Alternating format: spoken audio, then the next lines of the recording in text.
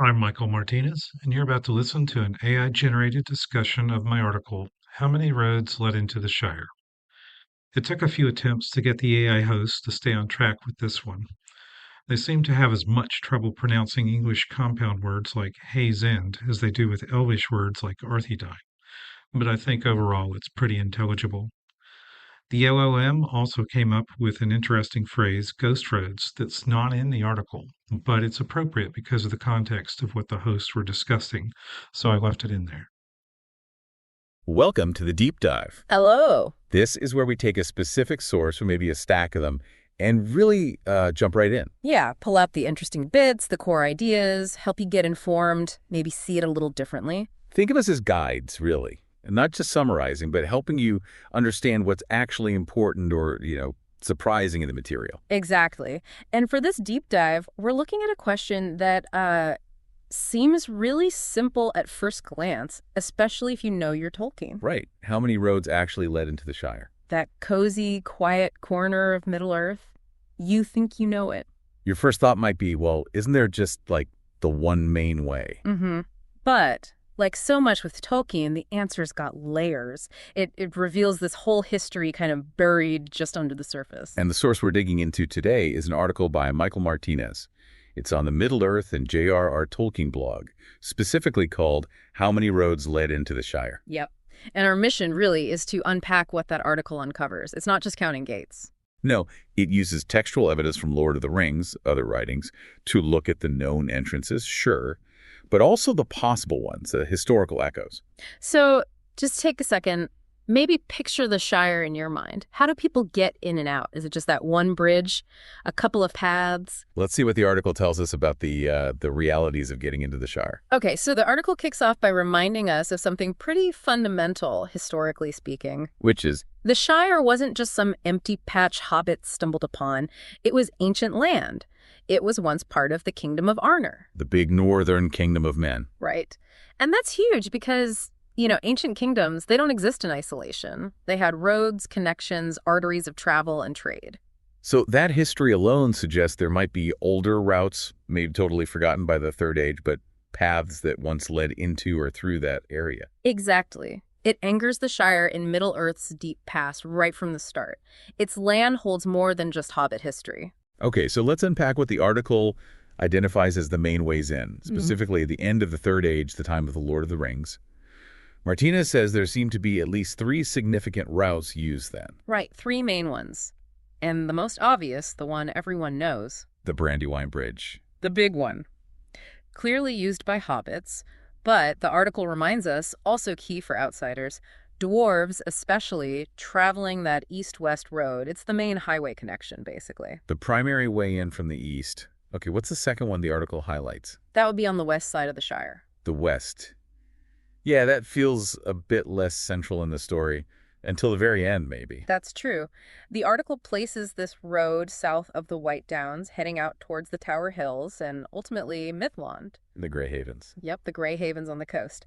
And what's really compelling is how the article backs this up with a specific bit from the last chapter of Lord of the Rings. Oh, you mean when the companions are leaving the Shire for the last time? That description? Precisely that one. The text says they rode about the south skirts of the White Downs, came to the far downs, the towers, saw the sea, and then went down to Mithlond. Ah, so that passage confirms, there's a definite western route, and it's used. Mm-hmm. And the article adds that little detail, too, that the far downs, which were just outside the Shire boundary then, were later added to the Shire by King Elisar. Aragorn. Right, they became part of the West March, so that western connection actually deepened later on. Huh, interesting how the borders shift. Okay, so east-west. Yeah. What's the third main entrance? According to the article, that's the South Road. This one ran south from Weymouth, which is in the West Farthing, Okay. down through the South Farthing, and kept going towards Sarn Ford on the Brandywine River. Right, where the hobbits had that run-in with the Rangers early on. That's the one. Martinez clarifies that from Sarn Ford, this road actually continued southeast, eventually joining the Greenway in Minminheria. So in Frodo's time, you've got these 3 main access points. The highway east over the bridge, a clear route west to the Havens, and this road south toward Sarn Ford, connecting to lands further south. That seems to be the picture for the late Third Age, yeah. Okay, so that's 3 distinct used routes, But this is where the deep dive gets, well, deeper. The article moves beyond just those into possibilities, things inferred, or historical routes. Routes that maybe weren't main roads then, but the history or the geography strongly suggests they were there or had been there. Right, and this is where that ancient history, the Arnor connection, comes back. Exactly. Remember, the north farthing of the Shire bordered the southern edge of the Emyn, the hills of Evendom. Where Numinous was, the old capital. Right, Elendil's city. And the Shire lands were originally royal lands of Arthedain, one of the successor kingdoms to Arnor. So kind of stands to reason there had to be roads connecting the Shire region to those important northern centers back in the day. The author argues it's highly probable there was at least one, maybe more, roads heading north into the hills of Evendom. And is there evidence for that? The article points to the fall of Arthedain, TA 1974. Armies were moving around up there, survivors, elves, dwarves, even a force from Gondor with Arnor. Círdan the shipwright led a big force through those hills toward Fornost. And the point is? The article argues, pretty convincingly I think, that moving large armies through hilly country like that, it basically implies roads existed. It'd be incredibly difficult otherwise. Yeah, that makes sense. It suggests a northern road system existed back then. Definitely. But, and this is key, the article also points out that any roads like that would have almost certainly fallen into ruin by the end of the Third Age. Why is that? Depopulation, mostly. Nobody was really living up there to use them or maintain them, so these are less active ways into the Shire in Frodo's time, and more like ghosts of old roads touching its northern border. Ghosts of old roads. I like that. Hey. History literally etched onto the land. Okay, what else? The article looks at another possibility one readers sometimes wonder about near Haysend. Oh, yes, Haysend. Down in Buckland, maybe the southernmost village there, near the high hay hedge. Haysend. Is it clearly marked on the maps, though? I feel like I've looked. Well, that's exactly what the article delves into. It references Christopher Tolkien's work, The Return of the Shadow.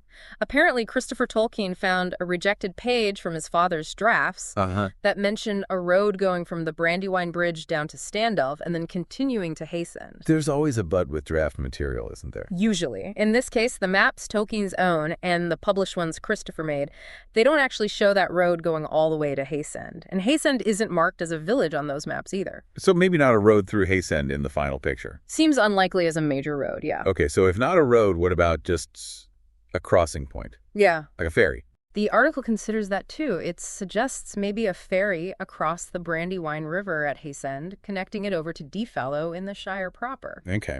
And here it brings in this really neat detail from one of the poems, Bombadil Goes Boating. Ah, the poems. Always adding another layer. Totally. The poem says, Bombadil lands his boat at a hithe, like a small landing spot on the Withywindle, just outside the High Hay. Hobbits challenge him, and he asks for passage across the Brandywine from a place called Brereton. Brereton. Not on the main map either. Not explicitly, but the article points out, logically, Brereton would have to be near where the Withywindle River joins the Brandywine. Which is right opposite Deefallow. Exactly. So while maybe not a big road from Haysend itself, that location strongly implies a ferry crossing existed there, at Brereton, linking Buckland to the Shire, a definite, if local, way across the river border. Wow, okay, that's some nice detective work from the author. Connecting a poem detail to a likely crossing point really shows how interconnected the lore can be. It absolutely does. And this connects to another really interesting hypothesis the article puts forward, again, using some subtle clues from the text. Let me guess. Is this about Gildor and Glorian and the elves? Spot on. Remember Gildor and his company, the High Elves Frodo, meets near Woody End early in the journey? Mm-hmm. The article wonders how Gildor's group might have moved through that area, especially afterward. Okay. Where's this going? While the article notes that Gildor's folk later spoke with Tom Bombadil, they asked him to look out for Frodo, and they also presumably needed to get word to Aragorn in Bree about Frodo. Right, they needed to communicate. So Yeah. What route does the author suggest they might have used? The path that runs along the north or west bank of the Withywindle River, it's actually the same path Frodo's group finds after they escape the Old Forest. Ah, okay. Why that path? The article argues it makes a lot of sense. Elves wouldn't fear the Old Forest the way hobbits did, and the trees would probably respect them. Plus, following the Withywindle path eventually leads out near the Great East Road. Which goes right to Bree. And importantly, it avoids the Barrow Downs, which, the elves might well have preferred to skirt around. So the author isn't saying it's a fact. but building a plausible case for a path elves could have used, entering or leaving that part of the Shire, based on connections in the story. That's quite clever. It really shows the kind of deep reading you can apply. And then there's one more inferred road.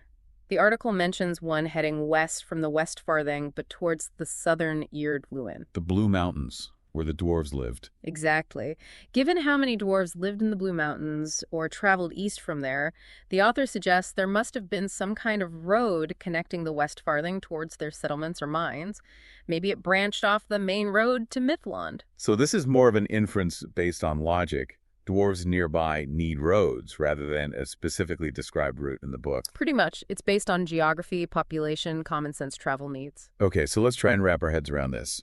It's definitely not just one simple number. Not at all. You've got the three main active roads used in the Third Age. Brandywine Bridge East, the West Road to Mithlond, and the South Road toward Sarn Ford. Those are the clear ones. Then you have these strong suggestions, these echoes, of much older routes, like those heading north into ancient Arthedain, probably long gone by Frodo's time. The ghost roads. Yeah. And then you have these more inferred or hypothesized routes based on details like that possible ferry crossing near Haysend or Brereton. The path the elves might have used along the Withywindle. And the logical need for a road connecting the Western Shire to the dwarf settlements in the Blue Mountains.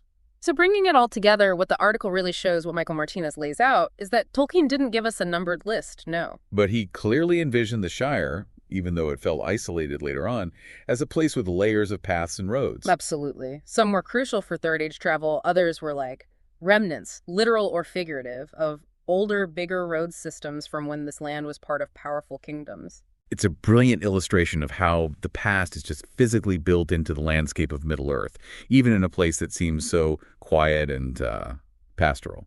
So why does drilling down into this, this level of detail about Shire roads, why should that matter to you, the listener? Well, I think it matters because it just highlights the incredible depth of Tolkien's world building, a question that seems almost trivial. How many roads? Yeah. It unlocks history, geography, connections to the wider world, different peoples. It helps you visualize not just the hobbits leaving, but maybe countless others over centuries. Men, elves, dwarves passing through or nearby, even if it's only hinted at. It makes the Shire feel less like this static, isolated bubble. Right, and more like a place that's deeply, even if quietly, woven into the bigger story, the bigger history of Middle-earth.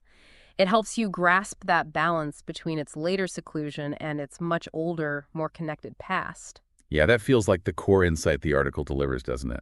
The Shire felt like a sanctuary shore, secluded by the Third Age. But its very foundations, its old borders, its potential paths, they hold these memories and possibilities of a much, much wider world. It wasn't just plopped down randomly. It inherited its location and some of its structure from a busier, more traveled past. Which leaves us with a thought for you to kind of chew on. What is that tension between the Shire's feeling of being a safe haven and its deep history of being connected by these ancient routes? What does that tell you about the nature of sanctuary itself? And maybe, how is the past always present, subtly shaping even the most seemingly peaceful corners of our world, or any world?